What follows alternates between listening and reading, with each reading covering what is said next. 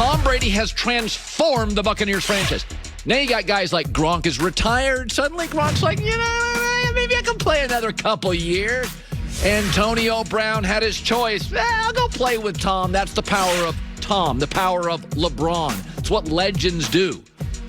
And look at arrogant New England. New England, remember that article a couple years ago? One of the assistants said, we could win with a lot of quarterbacks here. Well, you got Cam, and it ain't working. In this divorce, one has remarried and is flourishing, and New England is living in a van down by the river. Andy Reid went from can't win the big game to the leader of the next dynasty, thanks to Patrick Mahomes. John Harbaugh was going to get run out of Baltimore. Then something called Lamar Jackson happened. Pete Carroll fired twice, 14 and 18 in Seattle pre-Russell Wilson. When you get a LeBron or you get a Brady, it's not just about their game. I mean, it is about accountability. It's about leadership. It is about holding teammates to a standard that the organization's never had before. It's not about strategy with LeBron. It's not about strategy with Tom Brady. It's about coming into the room and changing the temperature of it. I like Andy Reid. I think Pete Carroll and Belichick first ballot Hall of Famers. But Mike McCarthy, watch the Cowboys today. This is why franchises sign quarterbacks early, even ones with injuries. I mean, are you watching the Chargers and Justin Herbert? They're going to sign him early. Guarantee it. They're going to sign him 2 years early. Joe Burrow in Cincinnati. Kyler Murray in Arizona. Sign him early. Get a discount. So hard to find the right guy, and when you do, and Tampa did, it just took them, 50 years of their franchise to find a quarterback. They changed the temperature of the franchise. It's about the dude. It's about Brady. RecTech grills, built by grillers for grillers. Smart grill technology. You can turn it on from your phone. It's Wi-Fi capable, is what they call it. It's great to have you. I have been through the years, many believe, a little tough on Aaron Rodgers. Not really. It's called occasional constructive criticism, but hey, who am I other than America's media icon? Anywho, Aaron Rodgers' trading deadline today was asked a very good question. Are you guys going to go and get some help at wide receiver? And Aaron Rodgers, a little snarky maybe, but he said this. It's not a bad question, but it's not one that I can answer. We've had many conversations about this type of thing over the years. And I, truly understand my role. Not going to stomp for anybody. Last time I stomped for a player, he ended up going to Buffalo. That's kind of funny, actually. I'm going to defend him. Okay. So one of the things Aaron has said privately to people I know, he doesn't say it publicly, is it'd be nice to have Tom Brady's defense once in a while. He's not wrong. He's not wrong on that. He's told people, it'd be nice to be a little more active in the free agent market. He's not wrong. I'm not going to ever criticize Aaron Rodgers for being accurate. But I'll give you an example. Here's what Tom Brady got when he went to Tampa. So Tom goes to Tampa. They got him Gronk, Hall of Fame tight end, who still can play. Leonard Fournette, who I said at the time, why is everybody out on Leonard Fournette? Leonard Fournette's a good player. And Antonio Brown, maybe you've heard of all three of them.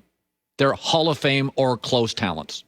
Then they went and got Tristan Wirfs, who is a hit at right tackle, Antonio Winfield, who may be Defensive Rookie of the Year, and Keyshawn Vaughn, a running back, who can play, but on this roster, it's so stacked, he's a developmental player. Here's what Aaron Rodgers got this offseason. Devin Funchess, he opted out, and two guys that don't make a difference. Jordan Love isn't playing. A.J. Dillon appears not to be able to play, and a tight end with one catch, a blocking tight end. They whiffed on the draft. Made a couple calls, looked around on Green Bay's draft today. It's a whiff. No dynamic players. Not one. Not one dynamic free agent. He opted out, and he was marginally dynamic. Aaron's 37. 37 in a month. He needs playmakers now, not developmental players. He needs guys. I'm not even going to mention the fact they didn't re-sign Blake Martinez, a tackling machine, or Brian Beluga, who was an expensive right tackle. Chargers picked him up. There was another linebacker the Giants have, Kyler Fackrell, who's pretty good at getting to the quarterback, athletic. I won't even mention those. I just did. But Russell Wilson's getting help. and Lamar Jackson gets help, and guys are getting help, you got a bunch of guys who either can't play, aren't playing, or will never play in the draft, and you didn't do anything in free agency, and some of that's not your fault. It's institutional. But you got to give Aaron Rodgers a pass on this. If I'm Aaron Rodgers, I am sitting out there thinking, and I can be petty too. I'm like, it'd be nice to get an occasional free agent like Tommy. It'd be nice to get can you imagine being Aaron Rodgers looking at Brady? So I get Belichick's defense for 20 years, then I go to Tampa, and I may get the best defense in the league now. And again, NFL quarterbacks are trapped. You can franchise them. Aaron couldn't get out of Green Bay today if he wanted to. And I'm not saying he wants to. But when it's all said and done on Aaron, we got to be fair about that. And I've said this, when you write the book on LeBron, like the second chapter has to be, that dude never got hurt. That guy played 20 years. The book on Tom Brady, some of it has to be, man, he got good O-lines and good defenses. And the book on Aaron is, could you get him some playmakers? I mean, come on, Green Bay. That draft is a bunch of maybe at best situational dudes. You got him nothing. A quarterback that'll never play if Aaron remains healthy, a running back who doesn't appear to be close to as good as the two you have, a blocking tight end, and a tackle from Michigan who I think potentially could be good, and the Packers do develop offensive linemen very well, but he's not helping him now. And Aaron's a month away from 37 years old with 2 collarbone breaks. See, I'm fair. You may not. Sunday, by the way, Aaron Rodgers, 300 yards, 3 TDs, 111 passer rating, and they got whacked. Ain't on Aaron. It's not on Aaron. Aaron's doing his part. He was great Sunday. Not on Aaron. Joy with the news. No. Turn on the news. This is the Herdline News. Stephon Gilmore has been at the center of Patriots trade rumors ahead of today's deadline,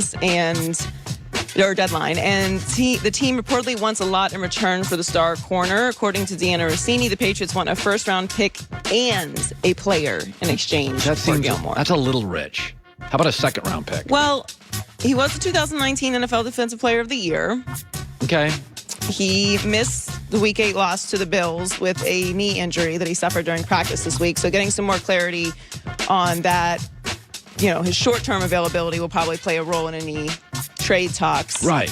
But he also had 20 total tackles, 2 passes defended, and 1 interception in 6 games, and has a 61 overall grade from Pro Football Focus. Yeah. The trade deadline is today at 4 p.m. Eastern. I saw him get sizzled by DK Metcalf, and now he's hurt. And I like him a lot, but I'm not giving you a first and a player.